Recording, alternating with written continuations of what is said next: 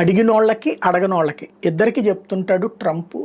అబ్బెబ్బే నేను చాలా చేసేసాను, 7 యుద్ధాలు ఆపేశాను అంటాడు. ఒక్క యుద్ధం ఆపిన చరిత్ర ఆయనకి కనిపించట్ల.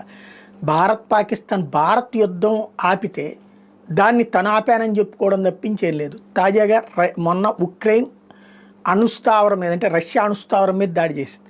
రష్యా ఇప్పుడు దానికి రిటాలియేషన్ దారుణంగా చూపించింది. ఉక్రెయిన్ రాజధాని కీవ్లోని కీలక ప్రాంతాల మీద రష్యా బుధవారం రాత్రి గగనతల దాడులను తెరదేపింది. యూరోపియన్ యూనియన్, బ్రిటిష్ కౌన్సిల్ కార్యాలయంలో ఉన్న భవనాల మీద కూడా క్షిపణులు, డ్రోన్లతో విరుచుకుపడింది. దాదాపు 9 గంటల పాటు కీవ్లో సైరన్ లాక్కుండా మోగుతూనే ఉన్నాయని స్థానికులు చెప్పారు. జనం తమకు దగ్గరలోని సబ్వే స్టేషన్లో తలదాచుకున్నారు.